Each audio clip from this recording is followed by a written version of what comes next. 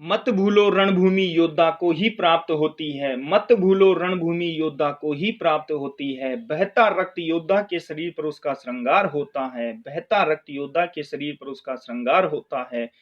वंचित नहीं रहना चाहिए अपने क्रम से कभी भी। वंचित नहीं रहना चाहिए अपने क्रम से कभी भी, क्योंकि प्रकृति भी मनुष्य के क्रम के कायल होती है। क्योंकि प्रकृति भी मनुष्य के क्रम के कायल होती है।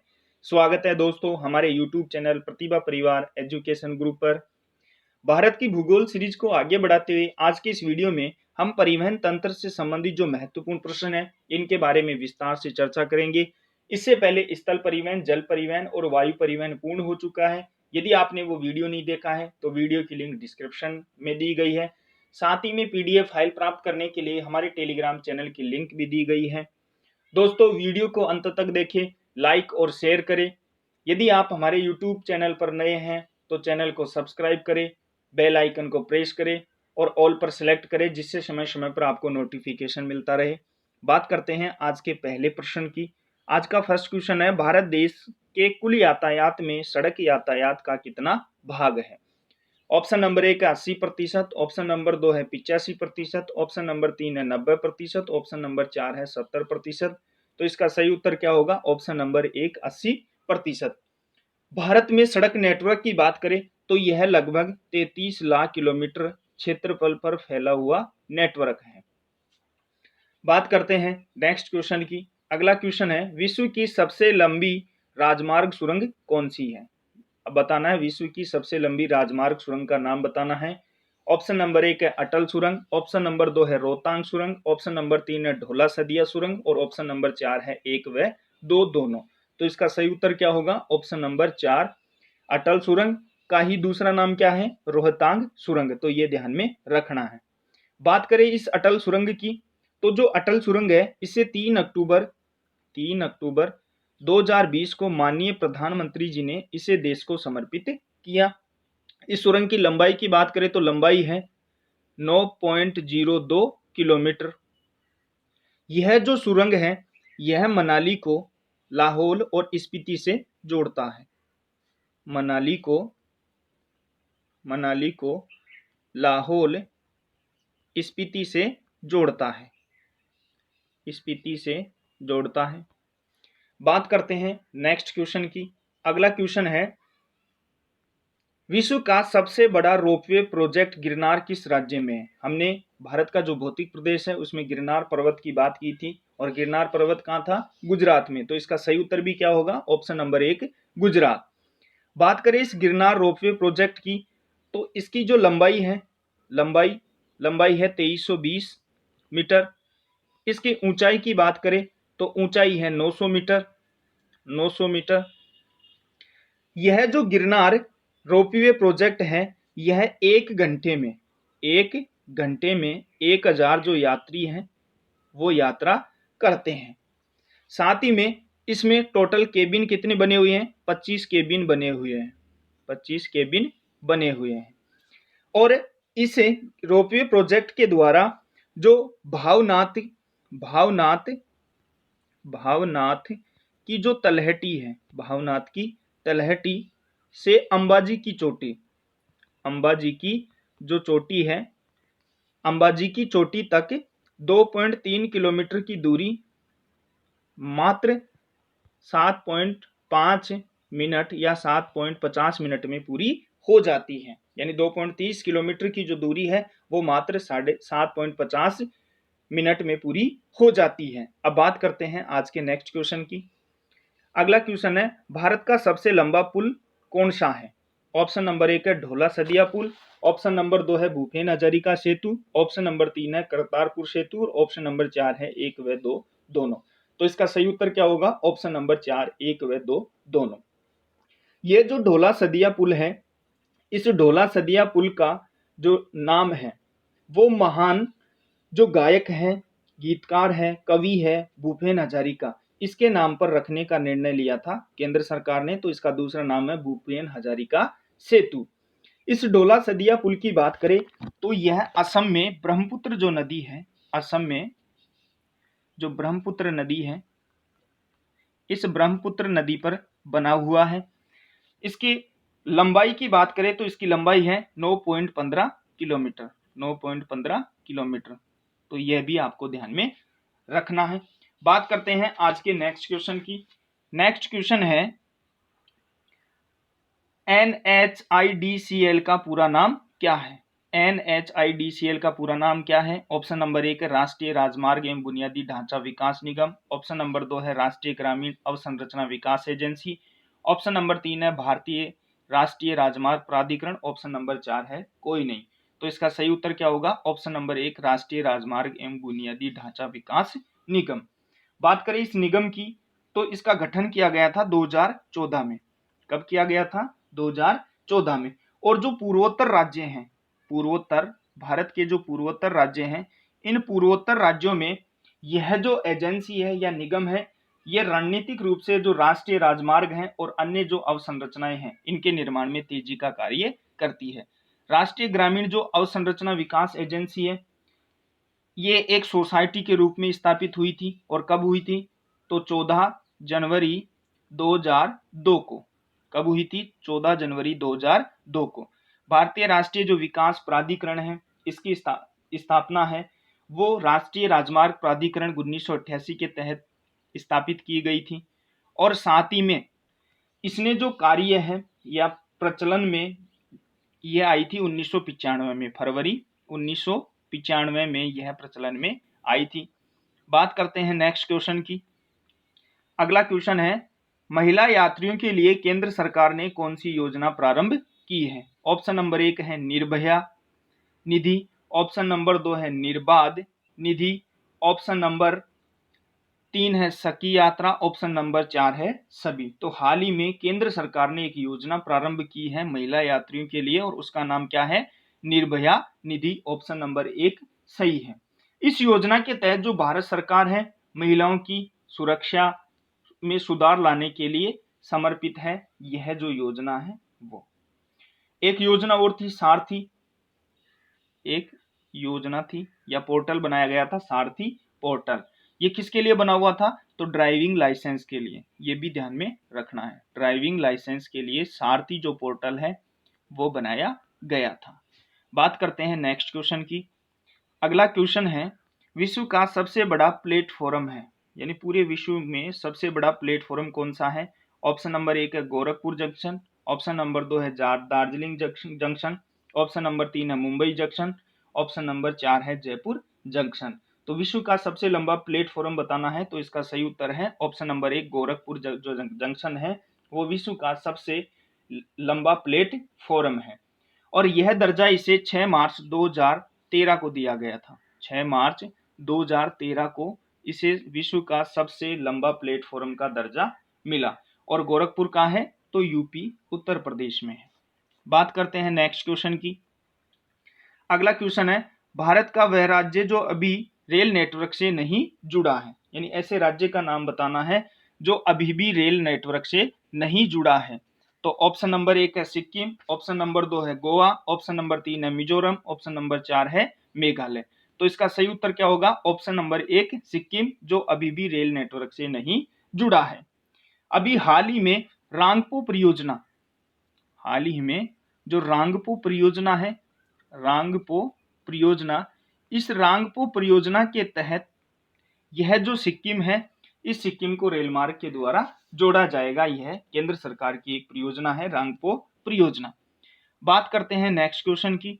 अगला क्वेश्चन है भारत की पीपी मॉडल पर आधारित पहली मेट्रो कौन सी है? पीपी मॉडल पर आधारित पहली मेट्रो का नाम बताना है। ऑप्शन नंबर 1 है मुंबई मेट्रो। ऑप्शन नंबर 2 है कोलकाता मेट्रो। ऑप्शन नंबर 3 है जयपुर मेट्रो। ऑप्शन नंबर 4 है दिल्ली मेट्रो। तो इसका सही उत्तर क्या होगा? ऑप्शन नंबर 1 मुंबई जो मेट्रो है वो पीपी मॉडल पर आधारित पहली मेट्रो ट्रेन है। बात करते हैं नेक्स्ट क्वेश्चन की। अगला क्वेश्चन है रेलवे संविधान के किस सूची का विषय है? कौन सी सूची में शामिल किया गया है रेलवे को? ऑप्शन नंबर 1 है संघ सूची। ऑप्शन नंबर 2 है राज्य सूची। ऑप्शन नंबर 3 है समवर्ती सूची। ऑप्शन नंबर 4 है अवशिष्ट विषय। सबसे पहले इन सूचियों की बात करें तो संघ सूची केंद्र, राज्य सूची राज्य सरकार, राज्य सरकार, समवर्ती सूची केंद्र और राज्य दोनों के अंतर्गत आती है, लेकिन टकराव की स्थिति में मान्य कानून किसका होगा? केंद्र का। और अवशिष्ट विषय किसको प्रदान किए गए हैं? तो अवशिष्ट विषय केंद्र के पास है। अब बात करें जो रेलवे है वो किस सूची का विषय है? तो इसका सही उत्तर है ऑप्शन नंबर 1, संघ सूची का विषय है।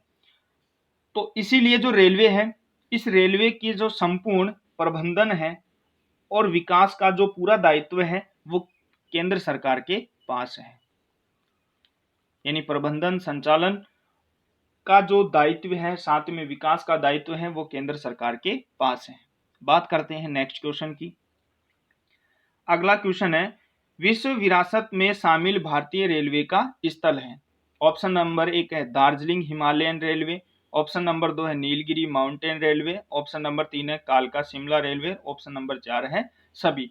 तो विश्व विरासत में शामिल जो भारतीय रेलवे का स्थल है, ये तीनों जो रेलवे स्थल है वो विश्व विरासत में शामिल है। दार्जिलिंग जो हिमालयन रेलवे है, इसे 5 दिसंबर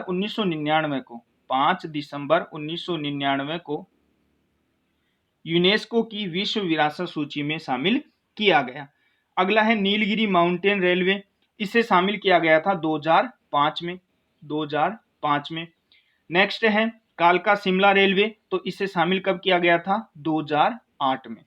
तो ध्यान रखना, दार्जिलिंग हिमालयन रेलवे को 5 दिसंबर 1999 को, नीलगिरी माउंटेन रेलवे को 2005 को और कालका शिमला रेलवे को 2008 में यूनेस्को की विश्व विरासत स्थल की सूची में शामिल किया गया। बात करते हैं नेक्स्ट क्वेश्चन की। अगला क्वेश्चन है, देश की पहली ओपन एयर रेस्तरां वाली ट्रेन कौन सी है? रेस्तरां का मतलब होता है होटल। ऑप्शन नंबर 1 है कालका शिमला, ऑप्शन नंबर 2 विवेक एक्सप्रेस, ऑप्शन नंबर 3 है हिमसागर, ऑप्शन नंबर 4 है द्वारका एक्सप्रेस। तो इसका सही उत्तर क्या होगा? ऑप्शन नंबर 1 कालका जो शिमला है, यह देश की पहली ओपन एयर रेस्तरां वाली ट्रेन है और इसे टूरिज्म या टूरिस्ट ट्रेन का दर्जा मिला हुआ है और इसे 2019 में हरी झंडी दिखाकर रवाना किया गया। बात करें विवेक एक्सप्रेस की, तो विवेक जो एक्सप्रेस है वो डिब्रूगढ़ से कन्याकुमारी तक जाती है। डिब्रूगढ़ से कन्याकुमारी तक जाती है, कन्याकुमारी तक जाती है और यह भारत का सबसे लंबा रेल मार्ग भी है।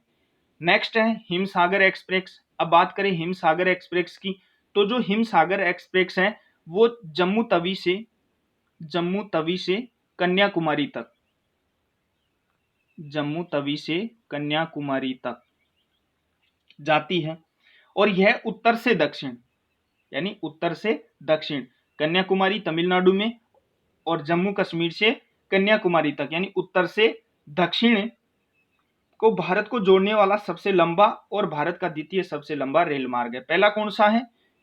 पहला है डिब्रूगढ़ से कन्याकुमारी तक। अगला है, नेक्स्ट है द्वारका एक्सप्रेस। यदि द्वारका एक्सप्रेस की बात करें तो द्वारका एक्सप्रेस गुवाहाटी और गुवाहाटी कहाँ है? असम में। गुवाहाटी से ओखा, और ओखा कहाँ है? गुजरात में। यानी गुवाहाटी असम से ओखा गुजरात तक जाती है। बात करें, यह पूर्व से पश्चिम का जोड़ने वाला सबसे लंबा रेल मार्ग है। यानी उत्तर से दक्षिण वाला तो कौन सा है? डिब्रूगढ़ से कन्याकुमारी तक, और जो विवेक एक्सप्रेस गुजरती है। द्वारका जो एक्सप्रेस है वो पूर्व से पश्चिम और ये गुवाहाटी असम से ओखा गुजरात तक जाती है। बात करते हैं नेक्स्ट क्वेश्चन की। अगला क्वेश्चन है, किस वित्त वर्ष से रेल बजट व आम बजट को एक साथ प्रस्तुत किया गया? यानी किस समय से रेलवे बजट और आम बजट को एक साथ शुरू किया गया? ऑप्शन नंबर 1 है 2017-18, ऑप्शन नंबर है 2016-17, ऑप्शन नंबर 3 है 2018-19, ऑप्शन नंबर 4 है 2014-15। तो इसका सही उत्तर क्या होगा? ऑप्शन नंबर 1 2017-18 से रेल बजट और आम बजट दोनों को एक जगह शामिल कर लिया गया है। यानी दोनों जो बजट हैं वो एक साथ पारित किए जा रहे हैं। पृथक रूप से पहली बार प्रस्तुत किया गया था 1925 में। पहली बार कब प्रारंभ किया गया था? 1925 से पृथक रेलवे बजट था। इसको 2017-18 से आम बजट में ही प्रस्तुत किया जाता है, आम बजट के साथ ही। बात करते हैं नेक्स्ट क्वेश्चन की। अगला क्वेश्चन है, भारतीय अंतर्राष्ट्रीय विमानपत्तन प्राधिकरण की स्थापना कब की गई? यानी विमानपत्तन जो प्राधिकरण है इसकी स्थापना कब की गई ये बताना है। ऑप्शन नंबर 1 है 1986, ऑप्शन नंबर 2 है 1972, ऑप्शन नंबर 3 है 1971, ऑप्शन नंबर 4 है 1985। तो इसका सही उत्तर क्या होगा? Option number 2 1972। सही उत्तर क्या होगा? Option number 2 1972। Option number 2 1972। बात करें, यह 1972 में अंतरराष्ट्रीय हवाई अड्डों के प्रबंधन के लिए स्थापित हुआ था, भारत अंतरराष्ट्रीय विमानपत्तन प्राधिकरण, और इसका दूसरा नाम क्या है? IAAI। बात करते हैं नेक्स्ट क्वेश्चन की। अगला क्वेश्चन है, एयर इंडिया व इंडियन एयरलाइंस का विलय कब हुआ? यानी एयर इंडिया और इंडियन एयरलाइंस दोनों का विलय कब हुआ था? इसके बारे में हमने विस्तार से जो वायु परिवहन वाला पार्ट है उसमें पढ़ा था। ऑप्शन नंबर 1 है 30 मार्च 2007, ऑप्शन नंबर 2 है 30 जून 2007, ऑप्शन नंबर 3 है 30 जुलाई 2007, ऑप्शन नंबर 4 है 30 अगस्त 2007। तो इसका सही उत्तर क्या होगा? ऑप्शन नंबर 1 30 मार्च 2007 को एयर इंडिया और इंडियन एयरलाइंस का विलय कर दिया गया। बात करते हैं नेक्स्ट क्वेश्चन की। अगला क्वेश्चन है, भारत में सर्वाधिक अंतर्राष्ट्रीय हवाई अड्डों वाला राज्य कौन सा है? यानी सबसे ज्यादा अंतर्राष्ट्रीय जो हवाई अड्डे हैं वो कौन से राज्य में है ये बताना है। तो इसका सही उत्तर क्या होगा? ऑप्शन नंबर 1 केरल राज्य में सर्वाधिक अंतर्राष्ट्रीय हवाई अड्डे हैं। और कितने हवाई अड्डे हैं? तो 4 हवाई अड्डे हैं। अब चारों हवाई अड्डों के नाम की बात करें तो नाम है तिरुवनंतपुरम, पहला तो कौन सा है? तिरुवनंतपुरम। दूसरा है कोची, कोची। तीसरा है कोझिकोड, कोझिकोड, कोझिकोड। ये 3 तो पहले से संचालित हैं। और चौथे की बात करें तो 9 दिसंबर 2016, 9 दिसंबर 2016 को कन्नूर जो अंतर्राष्ट्रीय हवाई अड्डा था इसे अंतर्राष्ट्रीय हवाई अड्डे का दर्जा दिया गया। तो अब वर्तमान में कितने हैं? 4। तो सबसे ज्यादा केरल राज्य में ही 4 अंतर्राष्ट्रीय हवाई अड्डे हैं। बात करते हैं नेक्स्ट क्वेश्चन की। अगला क्वेश्चन है, उड़ान योजना किस हवाई अड्डे से संबंधित है? उड़ान योजना के बारे में बताना है, जो कौन से हवाई अड्डे से संबंधित है। ऑप्शन नंबर 1 है कलबुर्गी हवाई अड्डा, ऑप्शन नंबर 2 है गुवाहाटी हवाई अड्डा, ऑप्शन नंबर 3 है इंदिरा गांधी हवाई अड्डा, और ऑप्शन नंबर 4 है जयपुर हवाई अड्डा। तो उड़ान अंतर्राष्ट्रीय जो योजना है वो कौन से हवाई अड्डे से संबंधित है? तो इसका सही उत्तर क्या होगा? ऑप्शन नंबर 2 गुवाहाटी हवाई अड्डा। इस गुवाहाटी हवाई अड्डे से संबंधित है उड़ान योजना। और इस उड़ान योजना के तहत बैंकॉक, बैंकॉक और जो ढाका है, बैंकॉक और जो ढाका है, यहाँ के लिए अंतर्राष्ट्रीय जो वायु परिवहन है वो सेवा प्रारंभ की जाएगी गुवाहाटी हवाई अड्डे से। और किस योजना के तहत? उड़ान अंतर्राष्ट्रीय योजना के तहत। बात करते हैं आज के नेक्स्ट क्वेश्चन की। अगला क्वेश्चन है, NWW फर्स्ट जलमार्ग किन स्थानों को जोड़ता है? ऑप्शन नंबर 1 है इलाहाबाद पटना फरक्का हल्दिया जलमार्ग, ऑप्शन नंबर 2 है सदिया धुबरी जलमार्ग, ऑप्शन नंबर 3 है कोलम को कोटापुरम से, ऑप्शन नंबर 4 है लखीमपुर भांगा या सिलचर। तो इसका सही उत्तर क्या होगा? NWW फर्स्ट जो राष्ट्रीय जलमार्ग है यह इलाहाबाद पटना फरक्का और हल्दिया को आपस में जोड़ता है। तो इसका सही उत्तर क्या होगा? ऑप्शन नंबर 1 इलाहाबाद पटना फरक्का और हल्दिया। इसकी लंबाई की बात करें तो लंबाई कितनी है? इसकी लंबाई है 1620 किलोमीटर। इसकी स्थापना कब हुई थी? तो 1986 में। कौन सी नदी? नदी की बात करें तो नदी है भागीरथी, भागीरथी, गंगा और हुगली नदी। बात करें सदिया धुबरी जलमार्ग की तो यह है NWW सेकंड, NWW सेकंड। इस सदिया धुबरी जलमार्ग की बात करें तो ये 891 किलोमीटर लंबा मार्ग है। 1988 में इसकी स्थापना हुई थी। और नदी की बात करें तो नदी है ब्रह्मपुत्र नदी, ब्रह्मपुत्र नदी।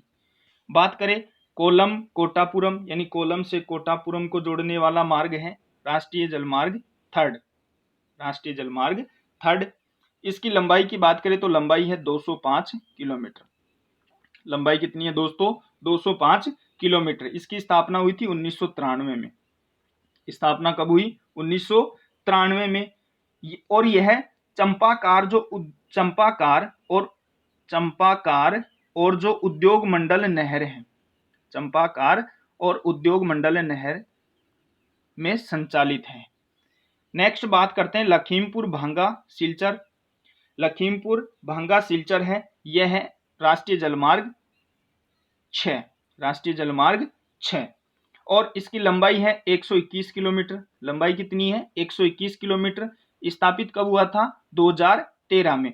और यह पूर्वोत्तर जो क्षेत्र है, पूर्वोत्तर क्षेत्र और बराक नदी पर या बराक नदी में संचालित है। बात करते हैं नेक्स्ट क्वेश्चन की। अगला क्वेश्चन है दीनदयाल पोर्ट किस बंदरगाह का उपनाम है? ऑप्शन नंबर 1 है कांडला, ऑप्शन नंबर 2 है मुंबई, ऑप्शन नंबर 3 है नावा शेवा, ऑप्शन नंबर 4 है मारमा गोवा। तो इसका सही उत्तर क्या होगा? ऑप्शन नंबर 1 कांडला जो बंदरगाह है, इसका नाम बदल करके क्या कर दिया गया है? दीनदयाल पोर्ट। और इन सभी बंदरगाहों के बारे में हमने जो जल परिवहन पढ़ा था उसमें विस्तार से चर्चा की थी। बात करते हैं नेक्स्ट क्वेश्चन की। संघर्ष के मार्ग पर जो वीर चलता है वही इस संसार को बदलता है, जिसने अंधकार मुसीबत और खुद से जंग जीती, सूर्य बनकर वही निकलता है, सूर्य बनकर वही निकलता है। सफर में मुश्किल आए तो हिम्मत और बढ़ती है, सफर में मुश्किल आए तो हिम्मत और बढ़ती है। कोई अगर रास्ता रोके तो जरूरत बढ़ती है, कोई अगर रास्ता रोके तो जरूरत बढ़ती है। अगर बिकने पर आ जाओ तो घट जाते हैं दाम अक्सर, अगर बिकने पर आ जाओ तो घट जाते हैं दाम अक्सर। ना बिकने का इरादा हो तो कीमत और बढ़ती है, ना बिकने का इरादा हो तो कीमत और बढ़ती है। बात करते हैं नेक्स्ट क्वेश्चन की। अगला क्वेश्चन है अरब सागर की रानी किसे कहा जाता है? अरब सागर की रानी किसे कहा जाता है? ऑप्शन नंबर 1 है कोची बंदरगाह है, ऑप्शन नंबर 2 है मुंबई बंदरगाह है, ऑप्शन नंबर 3 है कांडला बंदरगाह है, ऑप्शन नंबर 4 है मारमा गोवा बंदरगाह है। तो इसका सही उत्तर क्या होगा? कोची बंदरगाह है। कोची जो बंदरगाह है इसे अरब सागर की रानी के नाम से जाना जाता है। तो ये आपको ध्यान में रखना है और इसके बारे में हमने विस्तार से पहले चर्चा कर ली है। बात करते हैं नेक्स्ट क्वेश्चन की।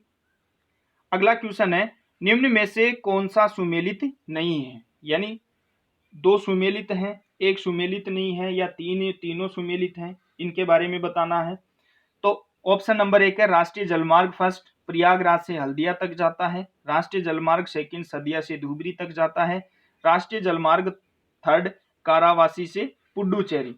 तो राष्ट्रीय जलमार्ग जो थर्ड है कारावासी से पुडुचेरी तक नहीं जाता है, तो यह सुमेलित नहीं है। ऑप्शन नंबर 3 इसका सही उत्तर है। यानी इसका सही उत्तर क्या होगा? ऑप्शन नंबर 3 राष्ट्रीय जलमार्ग थर्ड। राष्ट्रीय जो जलमार्ग थर्ड है इसके बारे में हमने पहले देखा था, ये कहां से कहां तक जाता है? तो कोलम से कोटापुरम तक, कोलम से कोटापुरम तक जाता है, कोलम से कोटापुरम तक जाता है। बात करते हैं नेक्स्ट क्वेश्चन की। अगला क्वेश्चन है तूतीकोरन पतन किस राज्य में है? तूतीकोरन जो बंदरगाह है वो कौन से राज्य में है ये बताना है। ऑप्शन नंबर 1 है तमिलनाडु, ऑप्शन नंबर 2 है आंध्र प्रदेश, ऑप्शन नंबर 3 है सिक्किम, ऑप्शन नंबर 4 है गोवा। तो इसका सही उत्तर क्या होगा? ऑप्शन नंबर 1 तमिलनाडु में है तूतीकोरिन बंदरगाह है। बात करते हैं नेक्स्ट और महत्वपूर्ण प्रश्न की। यह प्रश्न बहुत बार प्रतियोगी परीक्षा में पूछा जा चुका है।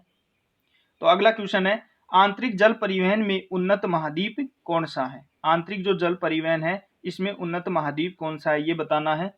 ऑप्शन नंबर 1 है यूरोप, ऑप्शन नंबर 2 है एशिया, ऑप्शन नंबर 3 है उत्तरी अमेरिका, ऑप्शन नंबर 4 है अफ्रीका। तो इसका सही उत्तर क्या होगा? ऑप्शन नंबर 1 यूरोप महाद्वीप। सही उत्तर होगा ऑप्शन नंबर 1 यूरोप महाद्वीप। बात करते हैं नेक्स्ट क्वेश्चन की। अगला क्वेश्चन है प्रधानमंत्री ग्राम सड़क योजना कब प्रारंभ की गई थी? ये भी बहुत महत्वपूर्ण है, बहुत बार एज इट ऐसे का ऐसा प्रतियोगी परीक्षा में पूछा जा चुका है। ऑप्शन नंबर 1 है 25/12/1999, 25/12/2000, 25/12/2001, 25/12/2002। तो इसका सही उत्तर क्या होगा? ऑप्शन नंबर 2 25/12/2000 को प्रधानमंत्री ग्राम सड़क योजना या PMGSY PMGSY योजना को प्रधानमंत्री ग्राम सड़क योजना प्रारंभ की गई। और इसका उद्देश्य क्या है? ग्रामीण क्षेत्रों में जो सड़क है, ग्रामीण क्षेत्रों में सड़कों का विकास का जो कार्य है या सड़कों के निर्माण का कार्य इसी योजना के अंतर्गत किया जाता है। बात करते हैं नेक्स्ट क्वेश्चन की। अगला क्वेश्चन है, देश में रेल बजट अलग से कब प्रस्तुत किया गया? ऑप्शन नंबर 1 है 1920, ऑप्शन नंबर 2 है 1918, ऑप्शन नंबर 3 है 1925, ऑप्शन नंबर 4 है 1930। तो हमने पहले भी पढ़ा था 2017-18 से रेल बजट और आम बजट है वो एक जगह आ रहे हैं, और पृथक कब हुआ था? तो इसका सही उत्तर है ऑप्शन नंबर 3, 1925 से जो रेल बजट है वो अलग से प्रस्तुत किया जा रहा था, और 2017-18 से रेल बजट और आम बजट दोनों को एक जगह शामिल कर लिया गया है।